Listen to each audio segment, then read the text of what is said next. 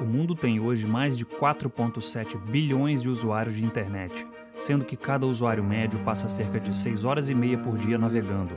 Conquistar um pouco da atenção desse usuário, seja através de um site ou de uma página em uma rede social, deixou de ser algo opcional. Não é à toa que existem mais de 1,8 bilhão de sites na web atualmente.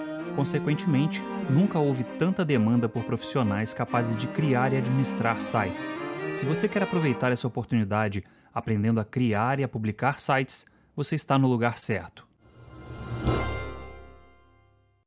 Olá pessoal, eu sou Ricardo Marocchio e essa é a primeira aula desse curso em que ensinarei a criar sites usando HTML5 e CSS3. É um curso totalmente voltado para iniciantes, para quem realmente não sabe nada sobre criação de sites. Serão várias aulas cuidadosamente planejadas para que você realmente tire proveito de cada minuto assistido. Nesse primeiro vídeo, eu vou explicar os princípios básicos de funcionamento de um site, para que você entenda como as coisas funcionam nos bastidores. Essa compreensão é imprescindível para que você consiga criar sites de qualidade. Portanto, vamos ao conteúdo. Tecnicamente falando, um site é composto por uma ou mais páginas de hipertexto.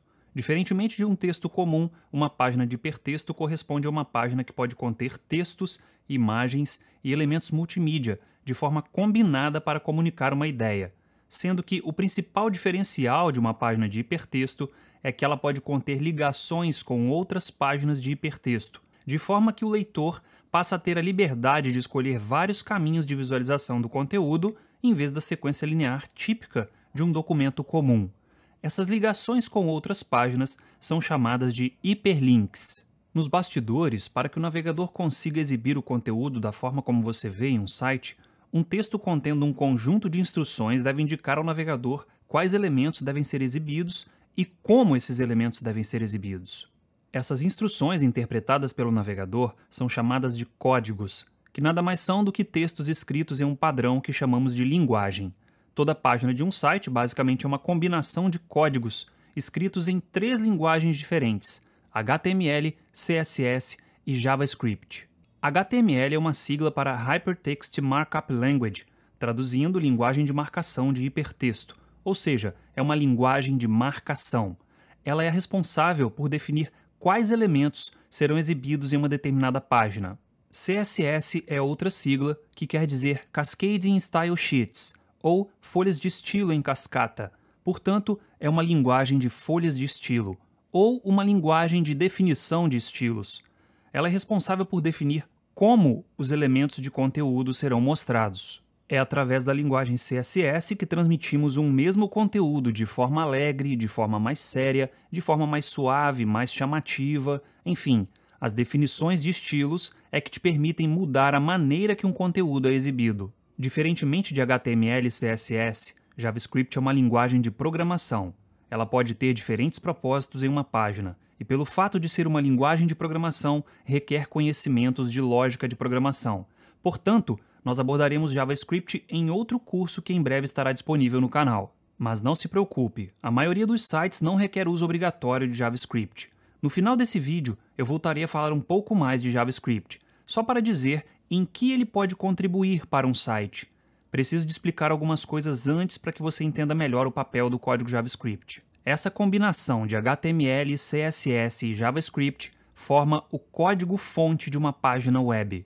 Você consegue ver o código-fonte de qualquer página web clicando com o botão direito do mouse sobre uma página em um navegador qualquer e selecionando a opção Exibir código-fonte da página ou Ver código-fonte da página ou alguma coisa parecida com isso. Depende do navegador.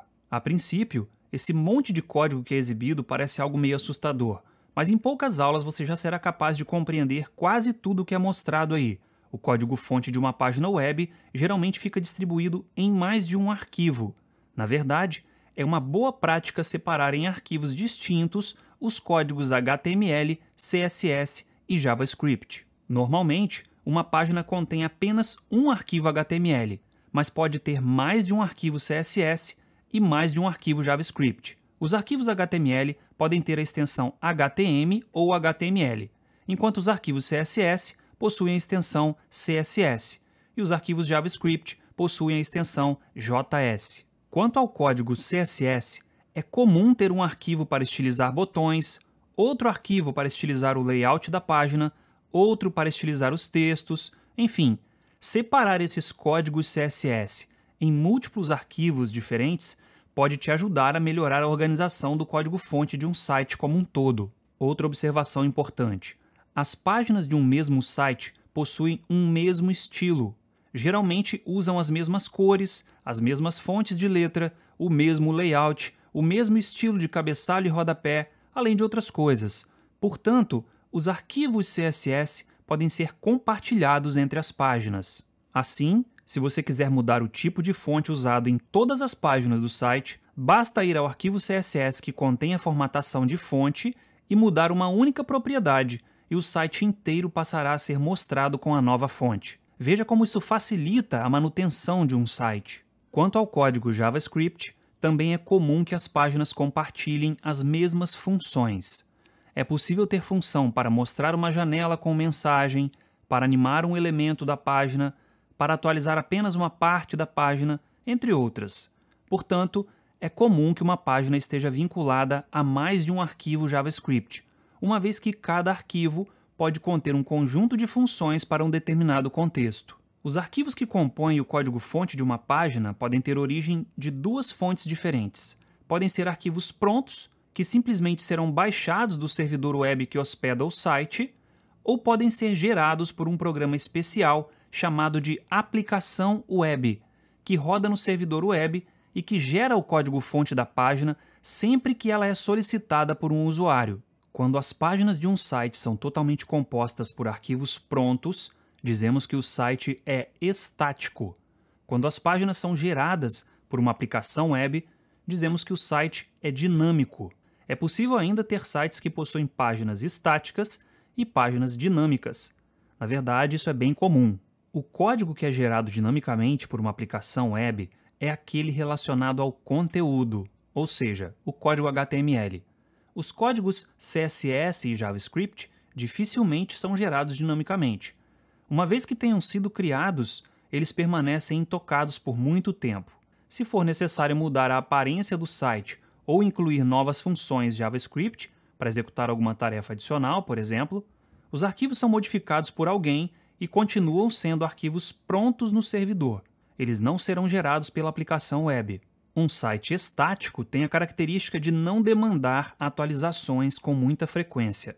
Um site que tenha o propósito de contar a história do Brasil, por exemplo, vai ter um conteúdo que dificilmente será alterado. Se houver necessidade de alteração, a frequência será tão baixa que basta fazer a alteração diretamente nos arquivos HTML. Quando o endereço de um site é digitado no navegador, a primeira coisa a ser baixada é o código HTML, que pode vir de um arquivo estático ou ser gerado por uma aplicação web, como eu mencionei anteriormente. Esse arquivo HTML contém referências para os demais arquivos necessários para a página ser renderizada. Aí entram os arquivos com códigos CSS e JavaScript e os arquivos de imagens e outras mídias que façam parte da página. De posse dessas referências, o navegador faz o download de cada arquivo referenciado e renderiza a página. Vamos ver um diagrama que mostra desde o momento em que o usuário digita o endereço de um site no navegador até o momento em que o navegador exibe a página para o usuário. Ressalto que esse diagrama é uma abstração do processo real. Algumas coisas que acontecem nos bastidores foram suprimidas ou simplificadas, visando facilitar o entendimento. Tudo começa com o usuário informando uma URL na barra de endereços do navegador. Acontece que para acessar um servidor web é necessário saber seu número IP. IP vem de Internet Protocol, ou protocolo de internet, e o número IP de um servidor é mundialmente único. É o endereço do servidor na internet. Os nomes de domínio como google.com.br, marocchio.com.br, youtube.com.br e outros são, na verdade, apelidos para endereços IP. O fato de usarmos nomes de domínio em vez de endereços IP numéricos é porque os nomes são humanamente mais fáceis de serem memorizados e mais fáceis de serem associados a entidades do mundo real. Em síntese, além de ser mais fácil memorizar um nome do que um número que pode ter até 12 dígitos, o nome do domínio pode ser composto pelo próprio nome da entidade que ele representa, facilitando ainda mais a memorização. Ok, mas como o navegador faz para descobrir o endereço IP de um servidor web a partir de um nome de domínio? Na verdade, o navegador consulta primeiro um servidor DNS. DNS significa Domain Name System, ou Sistema de Nomes de Domínios.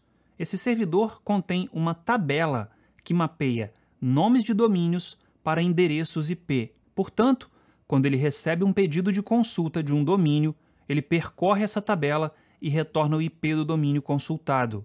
Existem vários servidores DNS espalhados pelo mundo, e essa tabela é atualizada com certa frequência para refletir a inclusão de novos domínios que tenham sido registrados, a remoção de domínios que não estejam mais ativos e a alteração de domínios que ocorre quando um site é mudado de um servidor web para outro. Certo, agora que o endereço IP do servidor web foi obtido, uma requisição HTTP é feita ao servidor web. Não se assuste com o termo requisição HTTP. Isso nada mais é do que o seu navegador fazendo um pedido para o servidor web usando uma linguagem que os dois conhecem, que é o protocolo HTTP.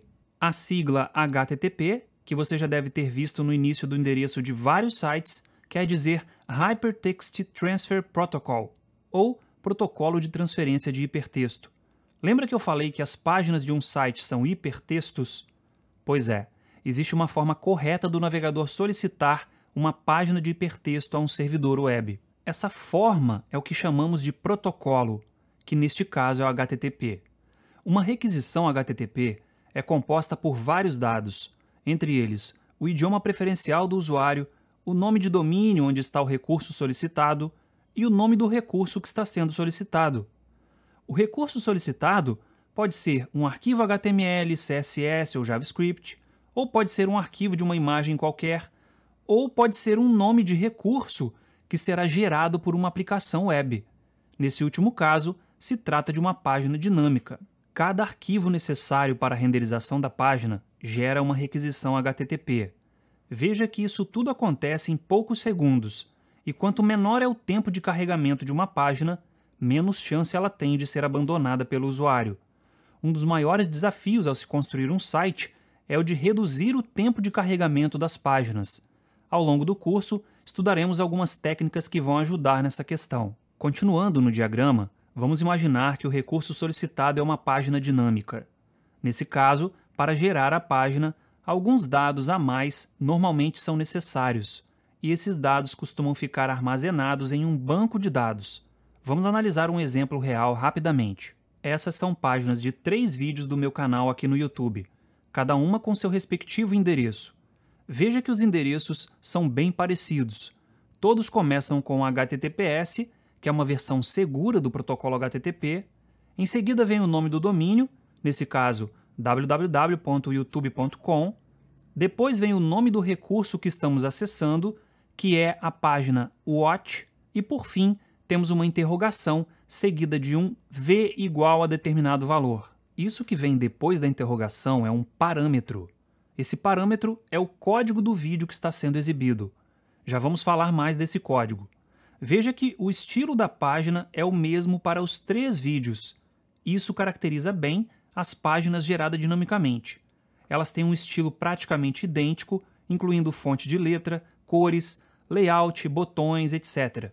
E alguns dados mudam de uma para outra. Tente identificar aqui quais dados mudam de uma página para outra. Vamos lá. Temos a imagem de capa do vídeo, o título, a quantidade de visualizações, a quantidade de likes e dislikes e a descrição. Esses dados são obtidos de um banco de dados. Lembra que mencionei que o V igual a alguma coisa que veio depois da interrogação na URL é um parâmetro? Pois é, tudo que vem depois de uma interrogação em uma URL é considerado parâmetro. Pode acontecer de uma mesma URL ter vários parâmetros separados pelo símbolo e-comercial. O valor desse parâmetro V funciona como uma chave que indica onde estão os dados de um determinado vídeo.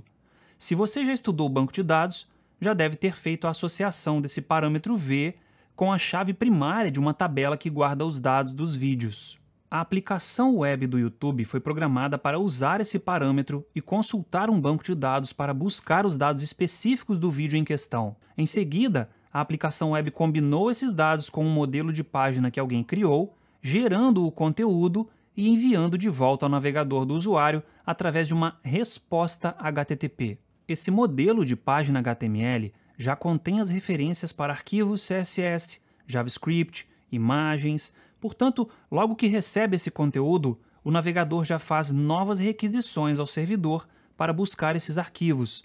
Depois de baixar todos os arquivos, a renderização da página é concluída. Agora vamos voltar a falar do código JavaScript. Basicamente, ele desempenha dois papéis em uma página. O primeiro deles é a modificação de conteúdo mediante a ocorrência de algum evento. Por exemplo, se o usuário clicar em um botão, eu quero que determinado parágrafo seja ocultado ou que seja destacado. Ou seja, com JavaScript, você consegue manipular os elementos HTML que estão em uma página, inclusive seus estilos. Isso pode deixar uma página um pouco mais interativa. O segundo papel desempenhado pelo JavaScript é o de carregar conteúdos do servidor web em segundo plano, permitindo atualizar partes da página sem a necessidade de requisitar toda a página novamente. Como exemplo, imagine um site que mostre o placar de jogos de futebol em tempo real.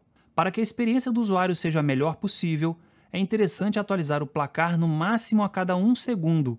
Senão o usuário escuta o grito de gol do vizinho e só 30 segundos depois o placar muda para ele, gerando uma péssima experiência. Acontece que recarregar toda a página novamente a cada segundo é algo inviável, e milhares de usuários fazendo isso ao mesmo tempo derrubaria o servidor. Nesse caso, usando o JavaScript, é possível criar um temporizador que dispare uma função a cada 1 segundo, sendo que essa função faz uma consulta ao servidor web usando o endereço de um recurso que retorna somente o placar do jogo em questão. Então a função vai no elemento que mostra o placar na página e atualiza com o valor que recebeu do servidor. Isso tudo é realizado em segundo plano pelo navegador. Apesar de ser um recurso útil, principalmente para a criação de sites dinâmicos, o foco desse curso é a criação de sites estáticos. Na verdade, independente do site ser estático ou dinâmico, o código que chega no navegador para ser renderizado tem exatamente as mesmas características, ou seja, tipicamente temos o código HTML para definir o conteúdo e o código CSS para definir a aparência do site. Eventualmente, podemos ter código JavaScript para desempenhar algum dos papéis que mencionei. Isso quer dizer que, para criar sites dinâmicos, o primeiro passo é aprender a criar sites estáticos. Paralelamente a esse curso, iniciei aqui no canal um curso de desenvolvimento de aplicações web com ASP.NET Core. Se você estiver com tempo e quiser fazer os dois cursos juntos, fique à vontade, mas é necessário saber lógica de programação, porque o curso requer programação com a linguagem C#. Inclusive, os primeiros vídeos da playlist do curso apresentam uma visão geral dos recursos da linguagem C# para quem já programa em outra linguagem ou para quem já programou em C#, mas precisa dar aquela relembrada. E com isso eu finalizo essa aula. Se você gostou do vídeo e da minha explicação, por favor, deixe seu like, é importante para o canal. E se inscreva para ser avisado sobre os próximos vídeos. Todas as semanas tem conteúdo novo por aqui, sempre buscando clareza e objetividade para valorizar o seu tempo. Se tiver alguma questão, deixe nos comentários, terei o maior prazer em responder. Agora, se levante um pouco, dê uma caminhada, tome um pouco de água e, se puder, volte para assistir mais alguns vídeos aqui no canal. Muito obrigado por sua audiência, fique com Deus e tenha um ótimo dia.